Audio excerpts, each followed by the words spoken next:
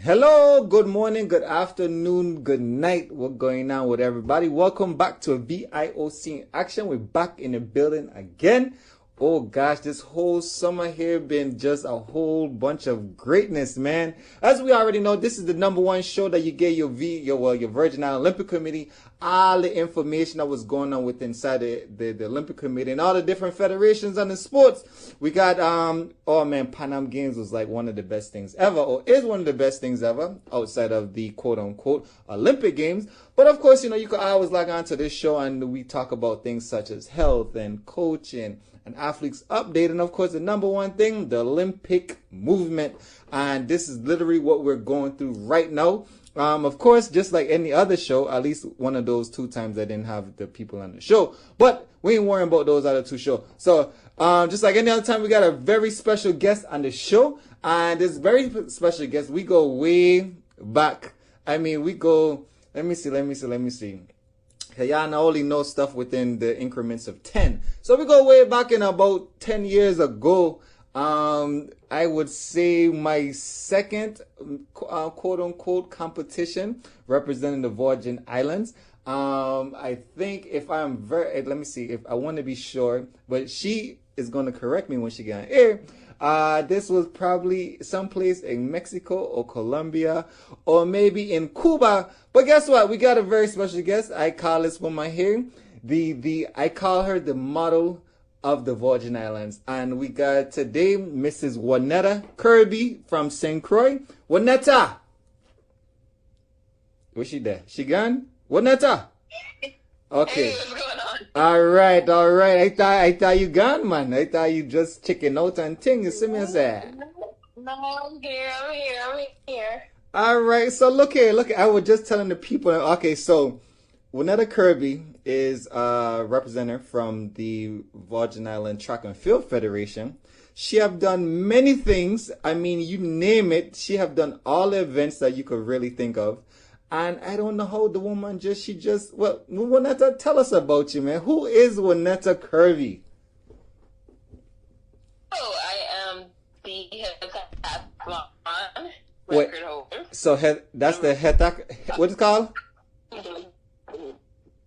What you say? Heptathlon.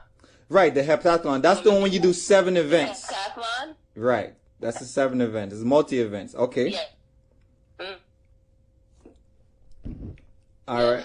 So who doesn't know the events? There's first day the hurdle, the high jump, the javelin, and the 200.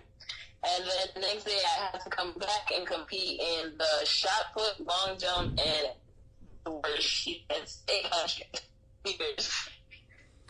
Okay. So basically you saying, are you running around all day, going up and down, jumping, throwing, and running all day, pretty much? Well, yeah, so I call that one, I like to call that one like the strongest woman event, because y'all literally is out there the whole day throwing, jumping, running, and got come not just one time, 7 different events in the course of 2 days, correct? Okay. Yeah. Okay, and let me see, where you're from? I am from Croy, Frederickson, St. Croy. Okay, born and raised. Yes, sir, the girl from St. Croix representing Cruise Land. That's what me say right now. That's cool. So when did you get into all of these athletics event? Like, when did you start running track and field, or was you playing another sport before then? So I used to, believe it or not, I used to do dance. So I used to do ballet. I used to do hip hop, jazz, all that stuff. And then one day I was running in PE class, Okay. and I was on the track. Took dance class and put me to track. Probably about 9, and so I run with Harry. Wait there. You breaking up. Wait there. You breaking up on your end. So let me say. You said you were running in PE class and the teacher see you on Wapping. because I was beating all the boys. The Oh. next day, I was on the track. So you're beating up all the boys them in your class, and then the teacher was like, "Yeah, I think we know the sport for you." Yeah, basically. Okay, and So it then was no more dance and hitting the track. so would you say that okay? So of all the sports you have done, is track and field your favorite? Um, Now, because I am venturing off into different sports, I think volleyball is my favorite sport. But track, I mean, it always had that push to make me do better, and it got me places that I wouldn't have been. So, um, I enjoy both volleyball Okay. and track So on the same volleyball and level. track. Okay, I got you. So what would you say your favorite event in track and field would be? Favorite event, long jump. Okay, well, I wonder why. That's my favorite event too. So why is it the long jump your favorite event? Um, just the feeling of hitting the board and knowing how far you could jump Mm-hmm. was my favorite thing to do. Okay. Just knowing. So, I so enjoy it. well, you say on high jump? No, not so much high jump. Okay, but long jump. So can you tell us? Okay, so long jump is your favorite, such as my favorite. And Hmm. so, what is one of those things that can be frustrating about long jump? Which I'm not gonna say any answers because this is your show, and I'm just gonna, you know what I mean? I'm just gonna let you have the floor. So what? So some frustrating um, things about long jump. the frustrating thing about long jump, knowing that you could jump, like I would come to a track meet knowing that I could jump further than I have been jumping, Mm-hmm. and then just at that track meet, I just can't get it together. I Mm-hmm. can't hit the board where I need to hit the board. My knee can't come up to where it needs to be to get that extension. Um, just knowing that I could jump further at certain meets is Okay. frustrating. So, so how do you deal with these frustrating things then? Because why I'm asking you this is because there's other people that's of course after us, and they're gonna get into these situations, but coming from a professional like yourself that have done it all, and I mean I've been everywhere and represented us and have achieved so much achievements. How so? Tell us exactly like how do you deal with these things so they could know when they come up, so they won't be panicking and then calling me. So let's see it. I'm calling you. You're calling me too. So, so one thing I do is I make sure I talk to my coach. But even if I'm coaching myself, I videotape myself. Okay. Or if I have a coach, I'll talk to the coach, go back, and we revisit what happened at the track meet. Mm-hmm. So if I didn't hit the board, I will go back to different places or different track meets. Mm-hmm. All these, the weather could be a factor, the board could be a factor, how you feeling that day could be a factor. That's So true. just knowing that you could go back and reflect on how you did that day kind of help you in the next meet. So if you know it was 70 degrees one day and then the next day is like 80 degrees, what could you have done? Could you can you take Mm-hmm. electrolytes or whatever you Right, need right, that day right. and So help you next time? So it really depends. okay, so as they say, when you have the good, you also have the bad, right? So in traveling to all these different type of competitions, where would you say would be where was your best competition at? Like where was your best competition? The country, My, the where was this at? I wouldn't never forget it. I would never forget this. My best track meet was in Bahamas. In At the Bahamas. old stadium, not the new stadium we have now.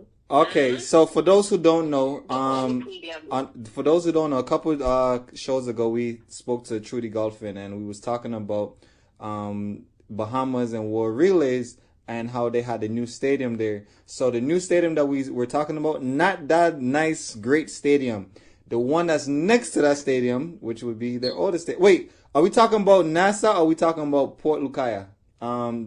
Freeport. Nassau. Okay, so yeah. Nassau. Okay, so the one in Nassau, which would be their training, I guess you could call it they training now, the practice field. Okay, got it. So why was this one your favorite now and all that good stuff? Because you had some conch salad? A comforter. But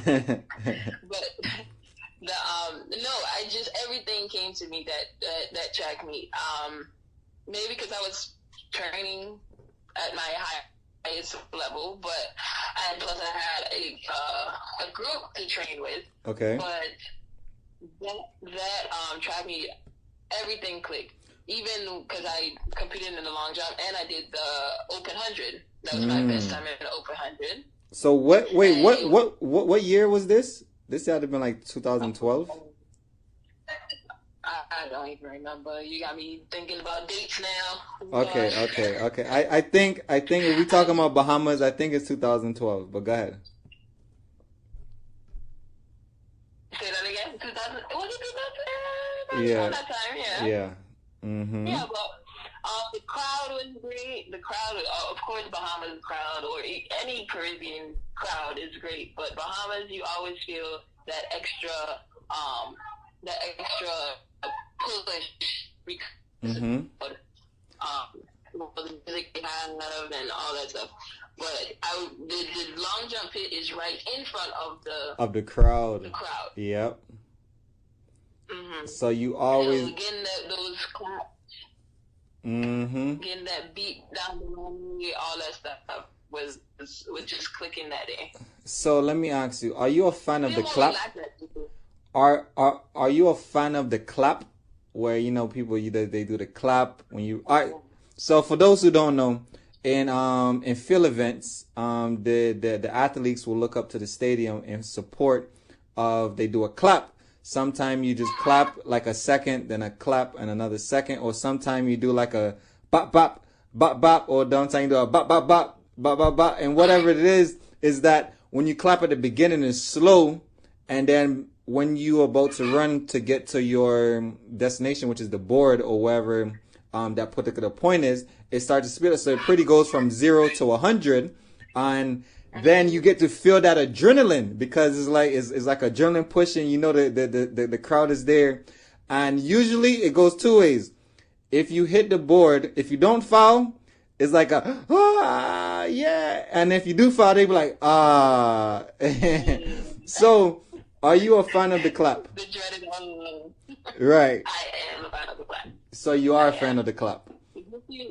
Yes, it gets you hype. It gets you in that zone. To make it down the runway and hit that board, so the crowd could go crazy. So it's always, I'm always a fan. So here's being a fan of the clap can also it's a good thing and a bad thing as well. I'm gonna tell y'all why. So when you in the field events, it's all about that rhythm. You're hitting the same steps, the same frequency. You want to make sure you're on the board. A lot of stuff you do not want to change, right?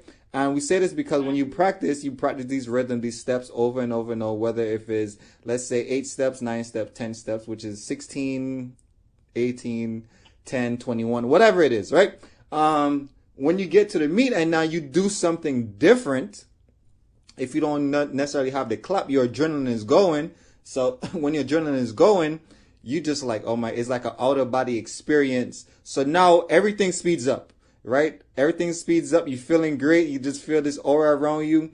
And now sometimes you could become too excited and then you foul, or you start doing things that, right. So it's a good thing and it's a bad thing. So I would say to people out there, I say try it to see how it feels, but also practice it. And you never get a practice will never feel like the competition ever.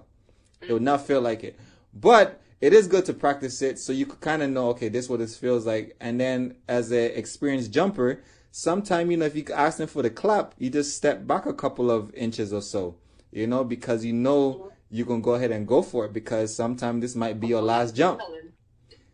Sometimes you might be, right, and then you might be in second place and you might say, okay, well, look, I'm in second place. I need to win this meet, and I need this clap, and then sometime the clap carry you through. Or you could be in first place, or wherever, or you could be in fourth or third place, whatever it is, and sometimes you could lose out of it because you miss it, and then you miss your chances, or whatever the case is.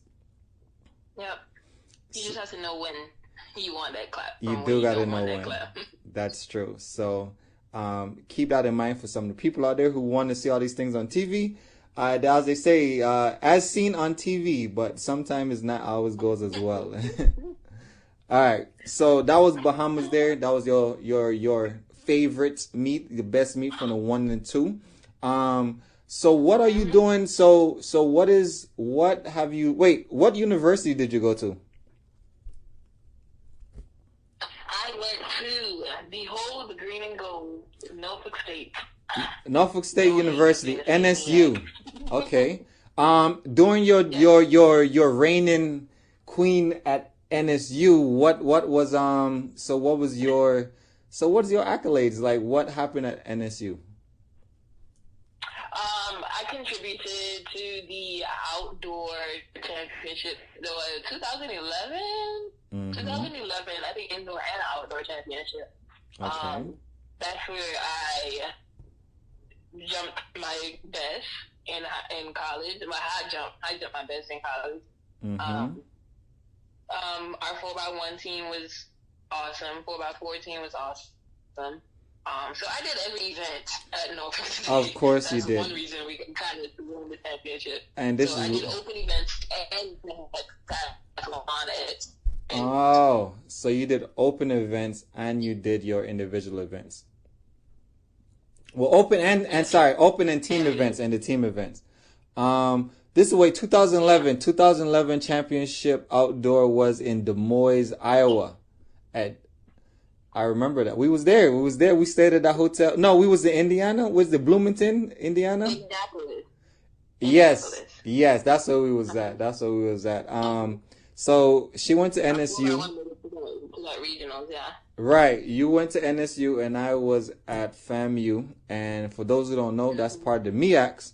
And so I got to see Wanetta at majority of our meets, or at least the meets that was in the north. I got a chance to see her, and then all the major meets, which is conference, regionals, and nationals. Got to see her there, which was cool. So it was almost like a VI reunion, which 2011 was also a good year because that's when we had everybody else on our national team in the same conference as well. Yep. We had Calvin, we had who else? So that's Calvin did Descent. He ran the 1, 2, 4, 4x4. 4x1. He was with us in Cuba. We'll talk about that a little bit later. We had Leslie Murray. He went to Delaware State. He did the hurdles. 4x2. He did. Leslie got into long jump. Leslie was long jumping at one of the indoor conferences. I was like, Leslie, what you doing over here? I gotta get some points, man. That was funny. I think he got like third place for real. He got third place just jumping there for long jump. And let me see who else we had there. We had Seymour. Yep, we had Seymour. Seymour Walter. Seymour Walter. And he from St. Croix. He did the 800. We had also we had somebody else. Carl was his teammate that was also went to South Carolina State. Carl did the 1 and the 4x1. And let me see. That's 5 of us. 1, 2, 3, 4, 5. It was somebody else too. No, I was the only girl, huh? Yeah, you was the only one at the time in that conference. But that was cool. That was cool to have us all there. So that was like I think we got a picture. I'll put it up online on my Instagram for those who don't know. At B17BOOKIE. And Wanetta, what's your Instagram so we could plug it real quick? VI_model NE. All right. ETTA. See that I'll put up that picture so people could see. It was Durant was there. He was there too as well. But it was somebody else that was someplace I don't remember. But those are some great times and great memories. You know? Yeah, he was my coach at FAM at the time. So we had all of us there, and in 2011 we went to some meet someplace or somewhere that was it was man, I gotta put down my list of meets that we went from the whole time. Like I guess I gotta look at all my bibs and my credentials to see what countries you went to have those meets.